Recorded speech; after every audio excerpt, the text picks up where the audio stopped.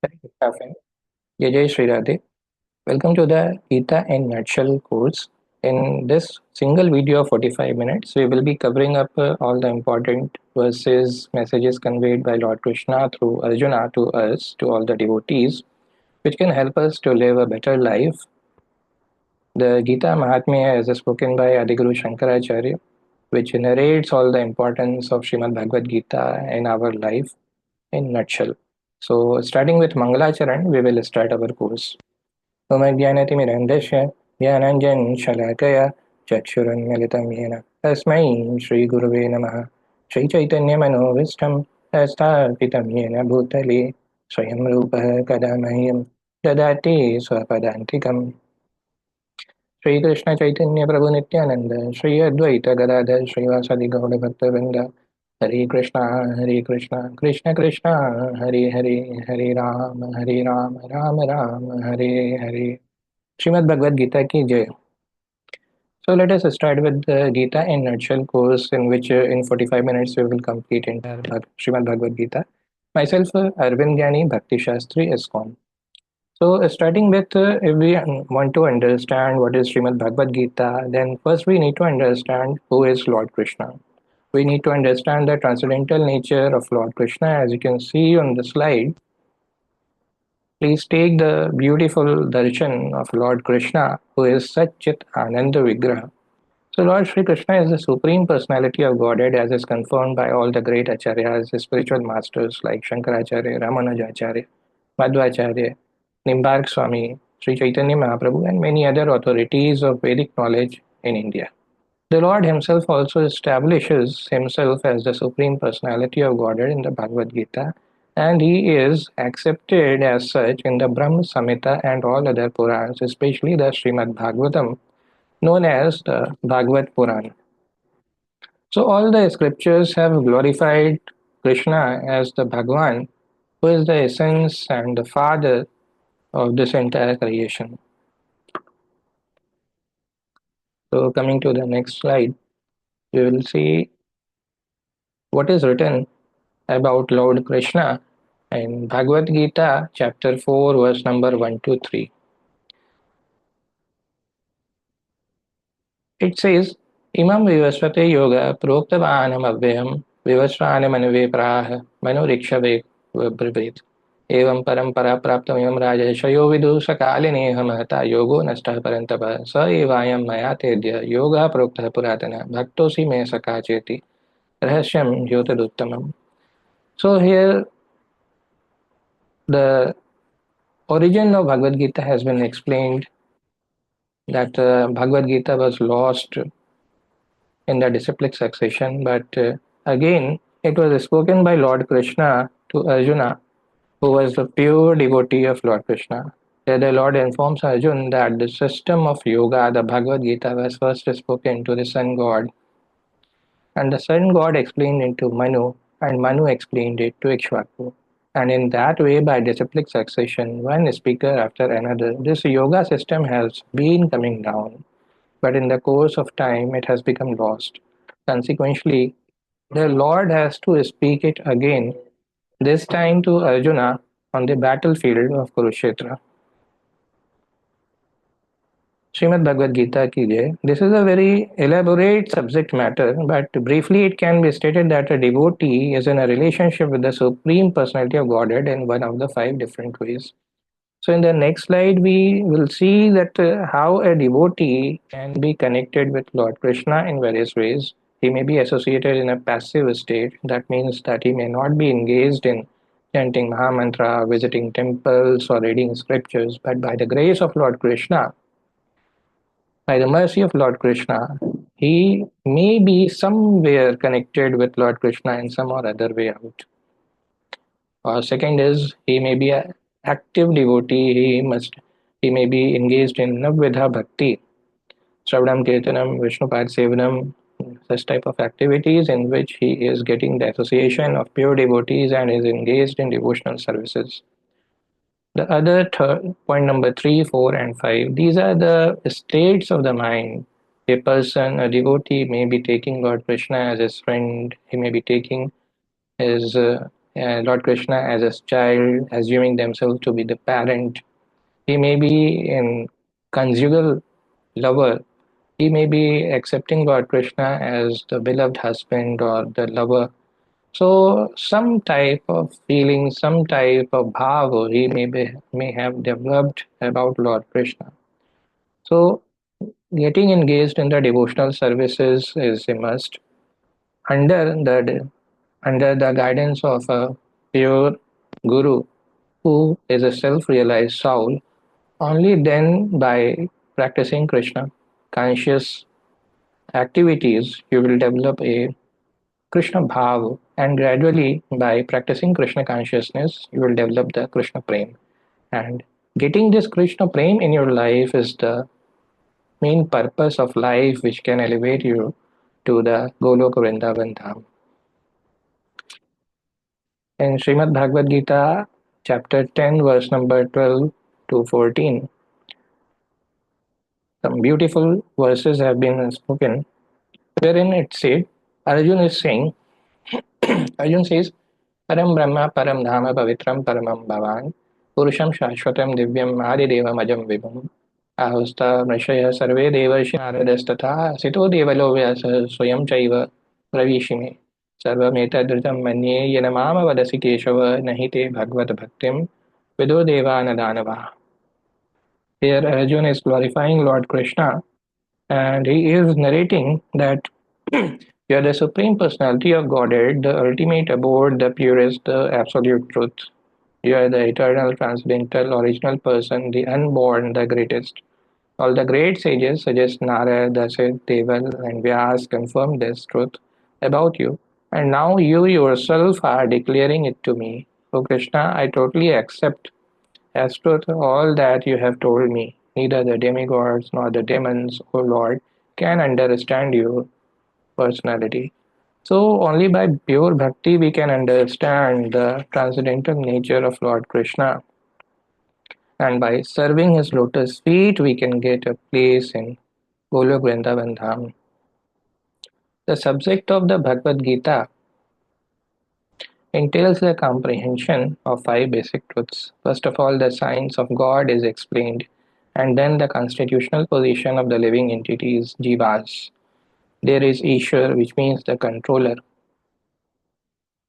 and there are jivas, the living entities which are controlled. If a living entity says that he is not controlled but that he is free, then he is insane. The living being is controlled in every respect, at least in his conditioned life. So in the Bhagavad Gita, the subject matter deals with the Ishwar, the supreme controller, and the jivas, the controlled living entities. Prakriti, that is material nature, and time, which is the duration of the existence of the whole universe or the manifestation of material nature, and karma, which is activity, are also discussed. So these are various topics which have been discussed in Gita. All the living entities are engaged in different activities. From Bhagavad Gita, we must learn what God is, what the living entities are, what Prakriti is, what the cosmic manifestation is, how it is controlled by time, and what the activities of the living entities are. So the question comes in, what is material nature? This is also explained in the Gita as inferior Prakriti, that is inferior nature. The living entity is explained as the superior Prakriti. Prakriti is always under control, whether inferior or superior. Prakriti is female and she is controlled by the Lord, just as the activities of wife are controlled by the husband. Prakriti is always subordinate, predominated by the Lord who is the predominator. The living entities and material nature are both predominated, controlled by Supreme Lord. According to the Gita, the living entities, although parts and parcels of the Supreme Lord, are to be considered Prakriti. This is clearly mentioned in the 7th chapter of Bhagavad Gita. This material nature is my inferior Prakriti, but beyond this is another Prakriti, Jiva Bhutam, the living entities. So we understand this material nature which influences our life, the three modes of material nature which have been many times discussed in Bhagavad Gita. But this material nature is not independent in itself. It's dependent. It's created by Lord Krishna. Just by glancing upon the material nature, Lord Krishna impregnates the nature which gives birth to all the living beings. Hare Krishna. After giving up one type of body, this human, the soul, enters another type of body. So there is a detailed discussion about the soul in Srimad Bhagavad Gita chapter 2, which says that after giving up one type of body, the soul enters another type of body. As we take off and put on clothes, as the soul thus migrates, he suffers the actions and reactions of his past activities. These activities can be changed when the living being is in the mode of goodness, insanity, and understands what sort of activities he should adopt. If he does so, then all the actions and reactions of his past activities can be changed. Consequently, karma is not eternal. Therefore, we stated that of the five items, Ishwar, Jeev, Prakriti, time, and karma, four are eternal, whereas karma is not eternal. So, these are all the topics, Ishwar, Jeev, Prakriti, time, and karma, which have been discussed in Srimad Bhagavad Gita.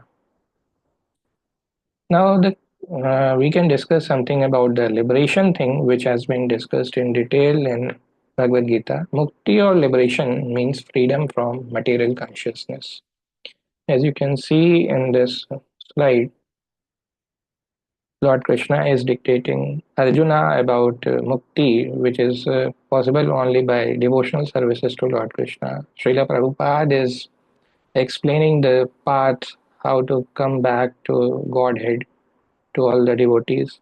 So, what is actual mukti? Liberation is not something that after death you will become free. Actually, bhakti is the permanent thing. After leaving this body, if you're engaged in bhakti, then you are only getting liberation. The liberation is if you are leaving this material world and switching to the spiritual world, wherein permanently you are engaged in the service of Lord Krishna. That is the actual liberation. So in the Srimad Bhagavatam also the definition of liberation is given. Muktir etvanyatha rupam sarupena vivasthite. Mukti means liberation from the contaminated consciousness of this material world and situation in pure consciousness. All the instructions of Bhagavad Gita are intended to awaken this pure consciousness. And therefore, we find that this last stage of the Gita's instructions that Krishna is asking Arjuna whether he is now in purified consciousness. Purified consciousness means acting in accordance with the instructions of the Lord. This is the whole sum and substance of purified consciousness.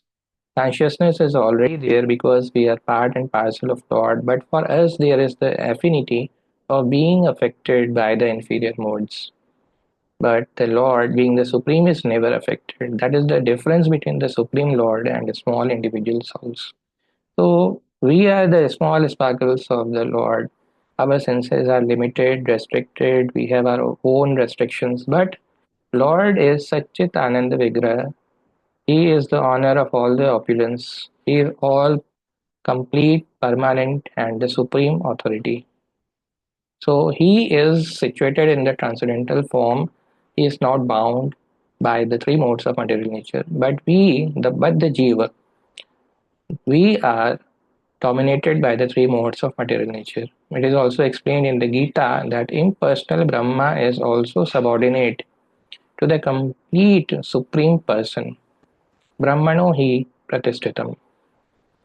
So even the Brahma is subordinate to Lord Krishna. The Brahma Samhita begins in this way: Ishvara Paramaha Krishna Satchit Ananda Vigraha Anadir Adir Govinda Sarva Karana Karanam. Arthat, it means Govinda Krishna is the cause of all causes. He is the primal cause and he is the very form of eternity, knowledge and bliss. Impersonal Brahma realization is the realization of his Sat, eternal feature. Paramatma realization is the realization of Sat Chit, means eternal knowledge. But realization of the personality of Godhead Krishna is realization of all the transcendental features, that is Sat Chit and Anand, eternity, knowledge and bliss in complete Vigraha form. As you can see, Lord Krishna with Srimati Radharani on the slide, which is the complete form of Lord Krishna. Without Srimati Radharani, he is not complete. And what is Srimati Radharani? She is the spiritual potency of Lord Krishna. She only completes him and gives us the path through which we can worship the lotus feet of Lord Krishna. Now, Bhagavad Gita also explains how we can receive this transcendental knowledge. As you can see in the slide, this transcendental knowledge comes to us in the disciplic succession. Lord Krishna gave it to Vivasvan, Vivasvan to Manu, Manu to this, that. And Srila Prabhupada, in this current era, he transferred this knowledge to us. So we have to receive this knowledge through disciplic succession. We have to receive knowledge from the proper source in disciplic succession, beginning with the supreme spiritual master, the Lord himself, and handed down to a succession of spiritual masters.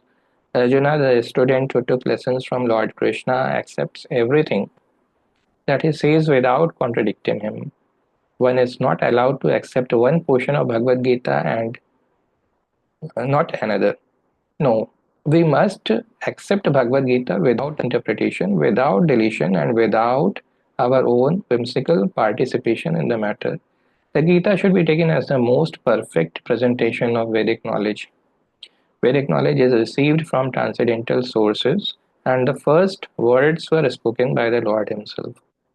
So we have to receive this knowledge through in disciplic succession through a competent guru who is a self-realized soul who knows Krishna perfectly and is a surrendered devotee. Now, this on the slide you can see that it discusses our limitations. We are human beings, but definitely we are the part of the spark of Lord Krishna, but we are small particles. We have the tendency to commit mistakes. So we have four types of loopholes. First is we are sure to commit mistakes. We commit mistakes in our day-to-day life. Second is we are invariably illusioned. We get confused what is right, what is wrong. And third is has a tendency to cheat others. Fourth is we are limited by imperfect senses. With these four imperfections, one cannot deliver perfect information of all pervading knowledge. So we need to get this knowledge conveyed in Srimad Bhagavad Gita through indisciplic succession through a competent teacher. Else otherwise the main thing, the main knowledge will not be conveyed to us in the proper way. Hare Krishna.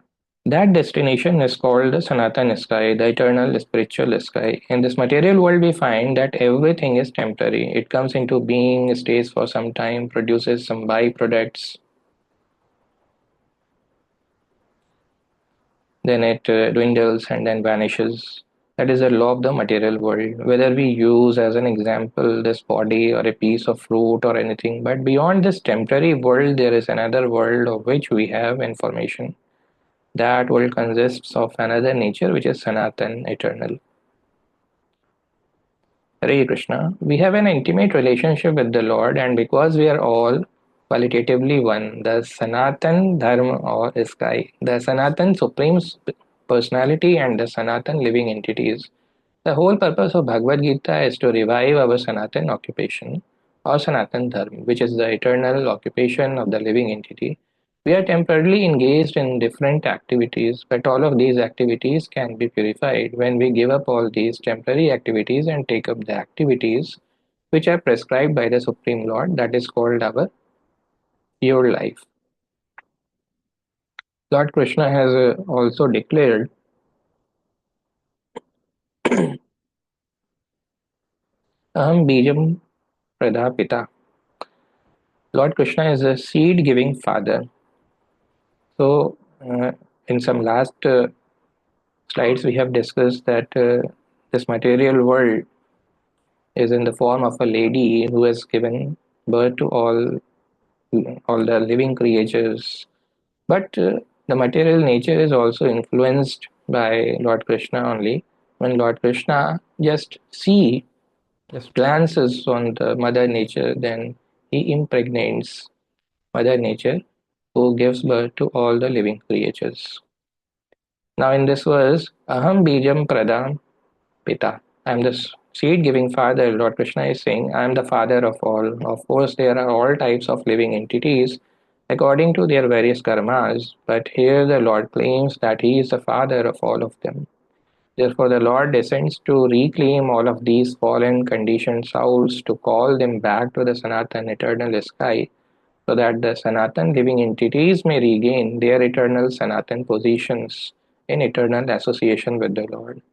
The Lord comes himself in different incarnations, or he sends his confidential servants as sons, or his associates or acharyas to reclaim the conditioned souls. We human beings, we have the tendency to serve each other. Someone serves A, someone serves B.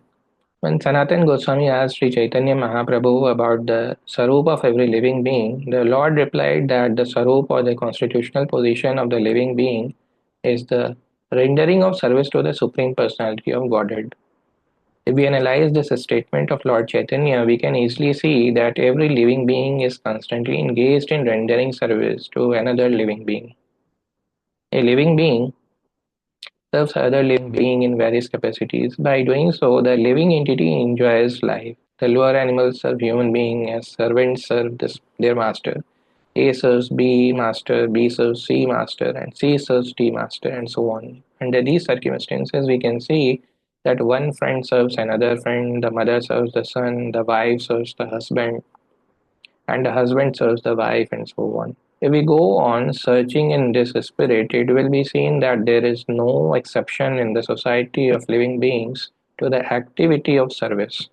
The politician presents his manifesto for the public to convince them of his capacity for service. The voters therefore give the politician their valuable votes, thinking that he will render valuable service to society. The shopkeeper serves the customer and the artisan serves the capitalist. The capitalist serves the family and the family serves the state in the terms of the eternal capacity of the eternal living being.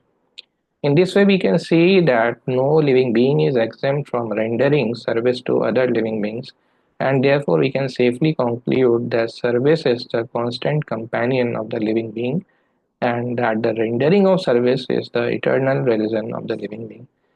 But ultimately, we are human beings, and our final destination, Golok Vrindavan Dham, can be reached only if our senses are engaged in the devotional services of Lord Krishna. Actually, we are related to the Supreme Lord in service. The Supreme Lord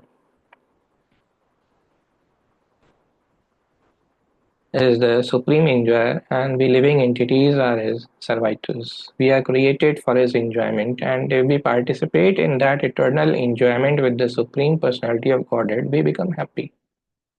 So, if we are engaged in bhakti, definitely we are always feeling happy. But if we are engaged in material activities, running after lust, anger, and greed, then our senses will get contaminated, and we are bound to suffer various things in this material world. So it is not possible to be happy independently, just as no one part of the body can be happy without cooperating with the stomach. It is not possible for the living entity to be happy without rendering transcendental loving service to the Supreme Personality of Godhead.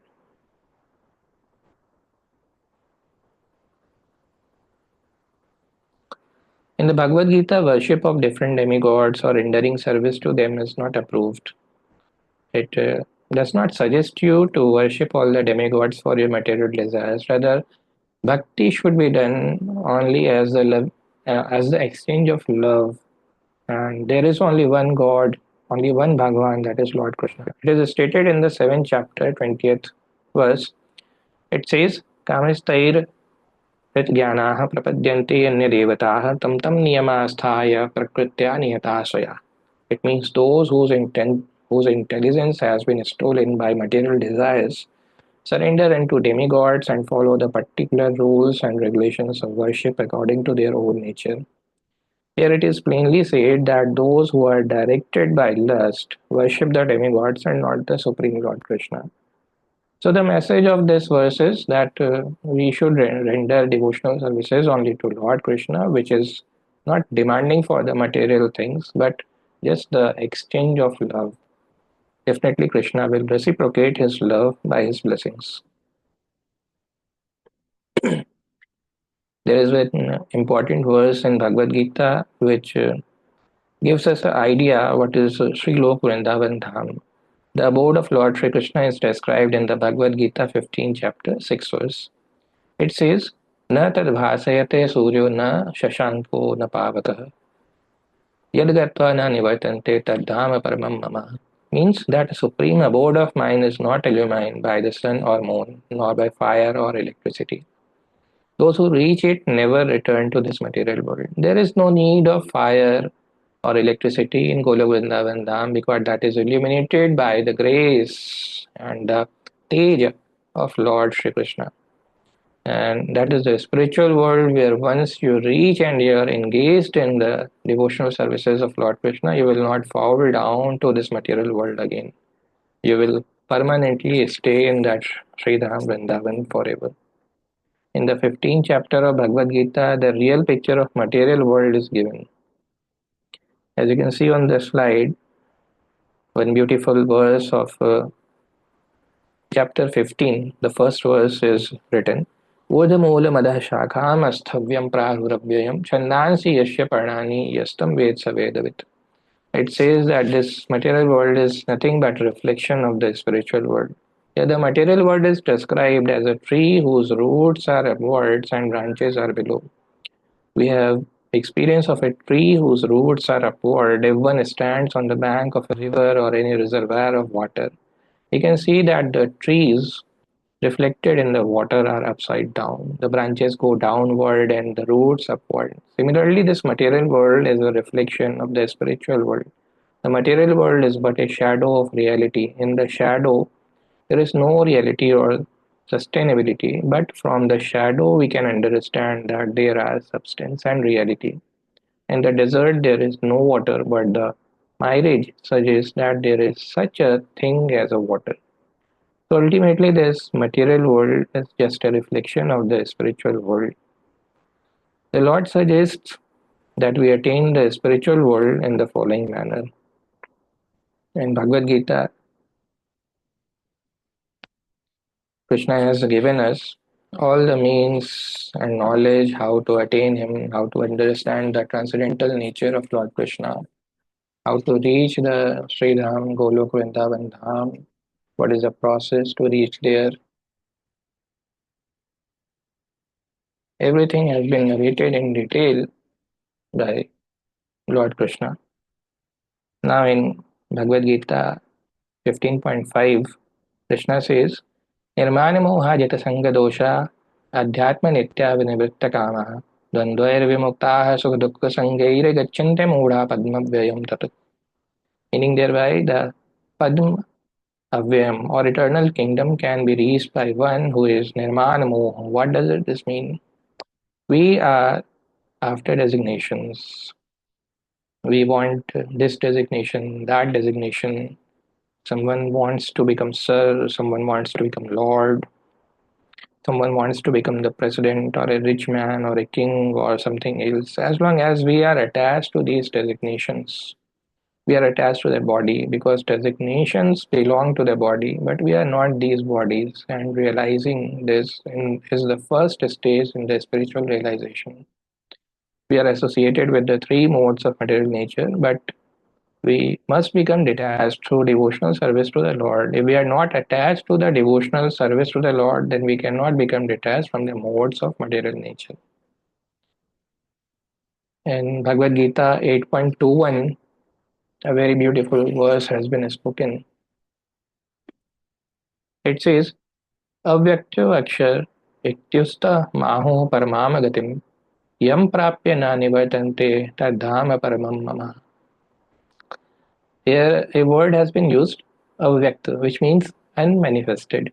So it says not even all of the material world is manifested before us. Our senses are so imperfect that we cannot even see all of the stars within this material universe. In the Vedic literature, we can receive much information about all the planets. And we can believe it or not believe it, all of the important planets are described in the Vedic literature, especially Srimad Bhagavatam. And the spiritual world, which is beyond this material sky, is described as avyakt, unmanifested. Next, one may raise the question of how one goes about approaching the abode of the Supreme Lord. Information of this is given in the 8th chapter. It is hereby said, अंतकाले च मामेव स्मरणमुक्ता कलेवरं यः प्रयाति समद्भावं याति नास्तत्र संशयः. Meaning thereby, and whoever at the end of his life quits his body, remembering me alone, at once attains my nature. Of this there is no doubt. But it does not mean that only at the time of death you need to remember Krishna. It will happen only if throughout the life we are practicing Krishna conscious movement. One who thinks of Krishna at the time of his death goes to Krishna. One must remember the form of Krishna if he quits his body. Thinking of this form, he surely approaches the spiritual kingdom.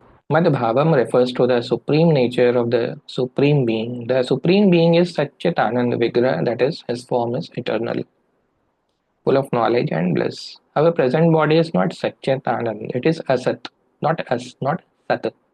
It is not eternal, it is perishable, it is not Chit, full of knowledge, but it is full of ignorance. We have no knowledge of the spiritual kingdom, nor do we even have perfect knowledge of this material world. Where there are so many things unknown to us, this body is also Niranand. And instead of being full of bliss, it is full of misery. So if we want to make it perfect, if we want to elevate ourselves to the spiritual world, then we need to worship Lord Krishna, who can only take us to the spiritual kingdom.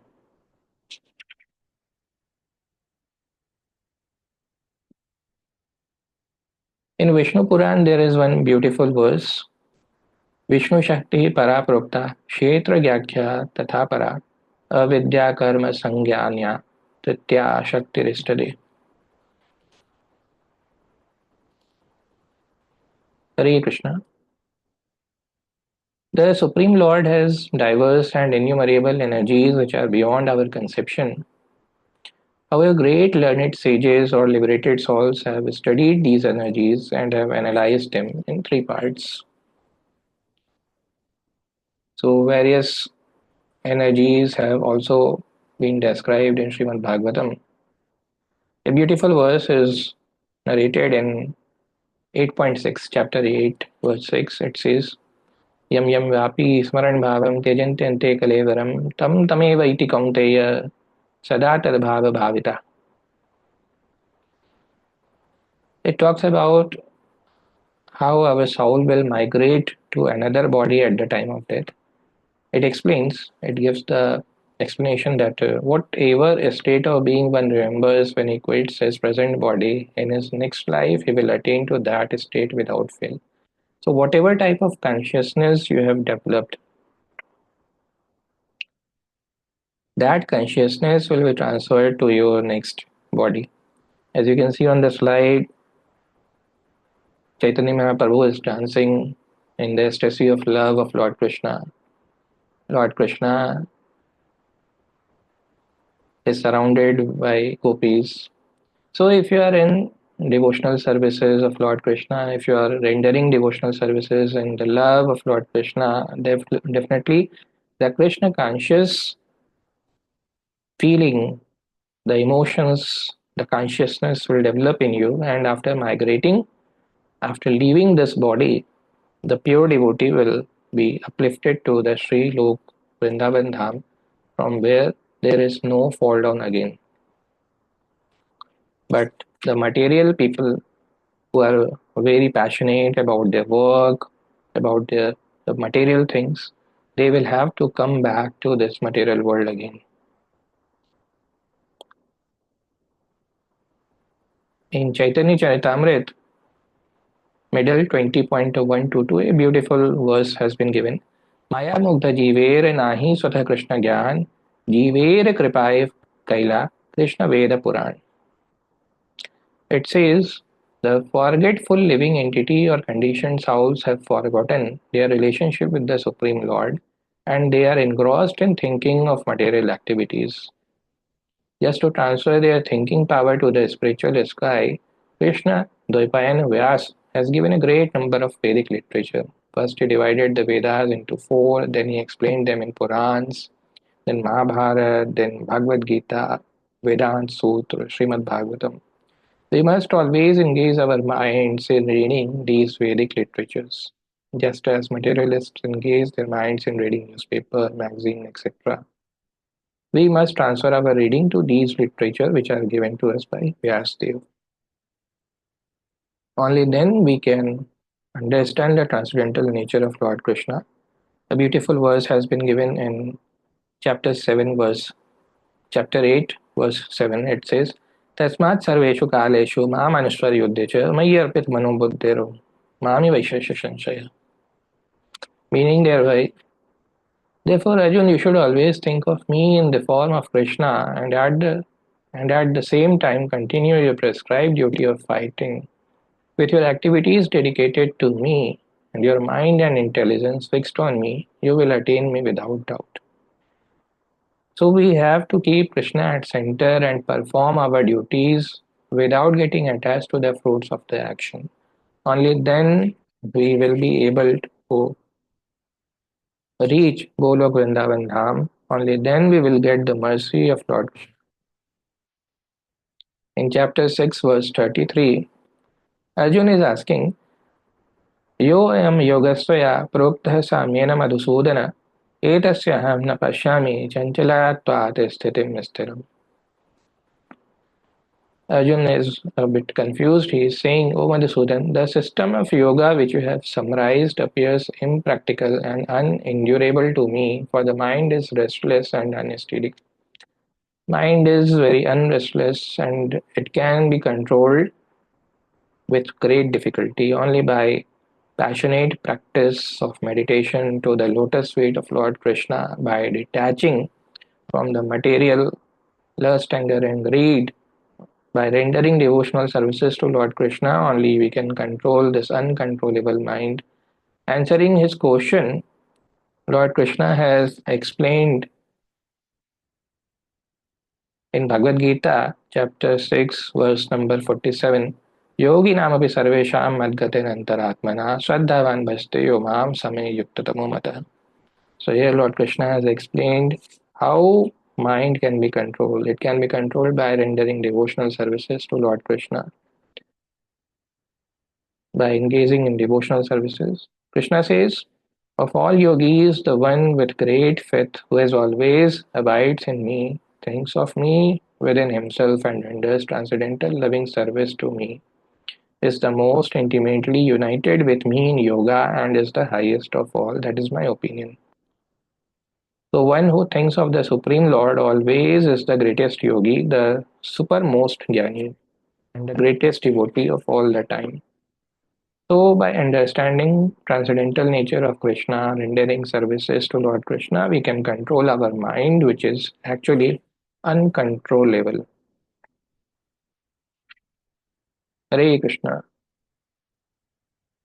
As you can see on the slide, a beautiful verse from Srimad Bhagavatam has been written. It actually talks about the Navvidha Bhakti, 9 types of devotional services, the 9 processes. Let us read this thing. Shravanam Kirtanam Vishnoha Smaranam Padasevanam Archanam Vandanam Darshyam Sakyam Atma Nivedanam. So these 9 processes, of which the easiest is Shravanam, hearing the Bhagavad Gita from the realized person, will turn one to the thought of the Supreme Being. This will lead to remembering the Supreme Lord and will enable one, upon leaving the body, to attain a spiritual body which is just fit for the association with the Supreme Lord. Further, Lord Krishna says,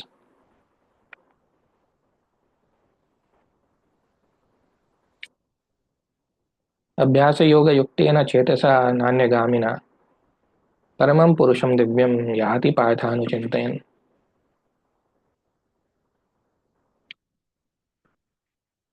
So Krishna says, he who meditates on me as the Supreme Personality of Godhead, his mind constantly engaged in remembering me, undeviated from the path, he, O Arjuna, is sure to reach me.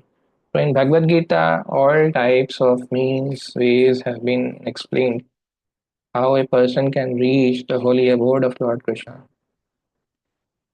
In Bhagavad Gita, Shloka 9.32 to 33, again Lord Krishna has explained, मां हि पार्थव्यपाश्रित्य येऽपि स्युः पापयोनयः स्त्रियो वैश्यास्तथा शूद्रास्तेऽपि यान्ति परां गतिं किं पुनरब्रह्मणः पुण्याः भक्ता राजर्षयस्तथा अनित्यं सुखं लोकमिमं प्राप्तं भजस्व माम्. So he has given a narration that all type of devotees can attain the holy kingdom of Lord Krishna. But Krishna says even a merchant, a fallen woman, or a laborer, or even human beings in the lowest status of life can attain the supreme. One does not need highly developed intelligence. The point is that anyone who accepts the principle of Bhakti Yoga and accepts the Supreme Lord as the summon bottom of life, as the highest target, ultimate goal, can approach the Lord in the spiritual sky. If one adopts the principles enunciated in Bhagavad Gita, he can make his life perfect and make a permanent solution to all the problems of life.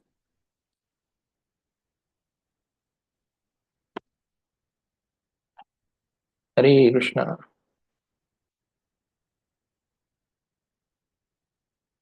So far we have discussed some important verses of Srimad Bhagavad Gita. In addition, we will discuss something about the seven verses written by Sri Adiguru Shankaracharya, in which he has narrated the Gita Mahatmya. Herein,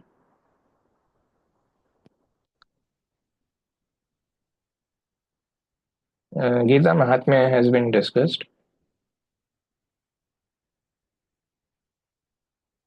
It says, Gita Adhyanaशीलस्य प्राणायामपरस्य च नैव सन्ति हि पापानि पूर्वजन्मकृतानि च. So in Gita Mahatmya, verse number 2, Adiguru Shankaracharya has narrated the importance of Srimad Bhagavad Gita. He says if one reads Bhagavad Gita very nicely and with all seriousness, then by the grace of the Lord, the reactions of his past misdeeds will not act upon him. The Lord says very loudly in the last portion of Bhagavad Gita, as you can see on the slide, the words written in bold, Sarva dharman parityajya mapekam sharanam braja aham tvam sarva papebhyo mokshashami ma shucha. So in last chapter of Bhagavad Gita, chapter 18, verse 66, this beautiful verse has been given by Lord Krishna, wherein Lord Krishna has said, abandon all varieties of religion and just surrender unto me. I shall deliver you from all sinful reactions. Do not fear. So, what does the religion means here? Actually, Lord Krishna has narrated Bhakti Yoga, Karma Yoga, Karma Kand, etc., etc. in Bhagavad Gita. But what is the most auspicious things to do? That is Bhakti Yoga. Only by surrendering to Lord Krishna's holy feet, we can be elevated to the spiritual sky. So Krishna says, abandon all varieties of religion. So just forget everything, all the material thing, whether we should do karma kand, whether we should worship demigods, this and that. Just worship Lord Krishna and just surrender unto the Lord Krishna. And he will deliver all the fallen souls and from the sinful reactions. We do not need to fear if we are Lord Krishna's devotee. We can discuss Gita Mahatmya 3 also. Lord Adiguru Shankaracharya here says, Malino mochanam punsam jalasnanam dine dine Sukrit Gita Mritasnanam sansara malnashanam. Adiguru says, one may cleanse himself daily by taking a bath in water, but if one takes a bath even once in the sacred Ganga's water of Bhagavad Gita, for him the dirt of the material life is altogether vanquished. So if you are taking bath in Ganga, you will be purified. But if you are reading Srimad Bhagavatam Gita, spoken by Lord Krishna, then all your past sins will be destroyed and you will get shelter of Lord Krishna. Further, Adi Guru Shankaracharya is saying, Gita Sugita Kartavya Imanyaiha Shastra Vistaraiha Ya Swayam Padmanabhasya Mukha Padma Dvini Sweta. In Gita Mahatmya 4, Adi Guru Shankaracharya is saying, because Bhagavad Gita is spoken by the Supreme Personality of Godhead, one need not read any other Vedic literature. One need only attentively and regularly hear and read Bhagavad Gita.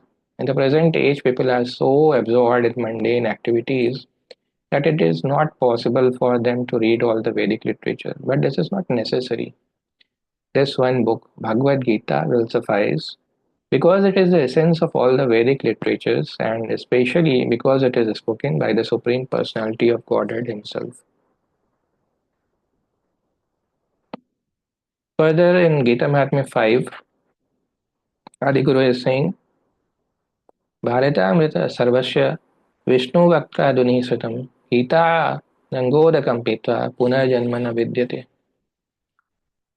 So in Gita Mahatmya 5, Adiguru is saying, one who drinks the water of the Ganges attains salvation. So what to speak of one who drinks the nectar of Bhagavad Gita? Because Bhagavad Gita is the essential nectar of the Mahabharata and it is spoken by Lord Krishna himself, the original Vishnu. Bhagavad Gita comes from the mouth of the Supreme Personality of Godhead, and the Ganga is said to emanate from the lotus feet of Lord. Of course, there is no difference between the mouth and the feet of the Supreme Lord, but from an impartial study, we can appreciate that Bhagavad Gita is even more important than the water of the Ganges. In Gita Mahatmya 6, Adiguru is saying, Sarvopaniषदो गावो दुग्धा गोपालनंदनः पार्थो वत्सः सुधीर्भोक्ता दुग्धा गीतामृतं मात्. Here, Hariguru Shankaracharya is comparing Arjun, Lord Krishna, and the devotees with various cows and other things. Let us read this thing. This Gita Upanishad, Bhagavad Gita, the essence of all the Upanishads, is just like a cow. And Lord Krishna, who is famous as a cowherd boy, is milking this cow. Arjun is just like a calf, and learned scholars and pure devotees are to drink the nectarian milk of Bhagavad Gita. And in last verse of Gita Mahatmya 7, Adiguru is saying, Ekam Shastram Devaki Putram, Eko Devo Devaki Putra Eva, Eko Mantrasya Namani Yani, Karmapi Ekam Tasya Devasya Seva. So in the last verse of Gita Mahatmya, verse number 7, Adiguru is saying in this present day, people are very much eager to have one scripture, one God, one religion, and one occupation. Therefore, Ekam Shastram Devaki Putra Gitam. Let there be one scripture only, one common scripture for the whole world, Bhagavad Gita. Eko Devo Devaki Putra Eva. Let there be one God for the whole world, Lord Sri Krishna only. Eko Mantrasya Tasya Namani. And one mantra, one prayer only, the chanting of his name. Hare Krishna, Krishna Krishna, Hare Hare, Hare Ram, Ram Ram, Hare Hare. So in this way, there need to be only one God, that is Lord Krishna, only one worship, that is Krishna consciousness. In this way, we can definitely attain Lord Krishna's eternal abode. So this way we have understood various aspects of Bhagavad Gita in nutshell. We studied some important verses and we also studied Seven beautiful verses written by Adiguru Shankaracharya narrating the essence of Srimad Bhagavad Gita. So the only message that we can understand is we have to understand the truth that we are not the body but the soul who need to surrender to the holy lotus feet of Lord Krishna. And by rendering devotional services, we will develop Krishna Bhav, and later on we will develop Krishna Prem, which is the purpose of this material life.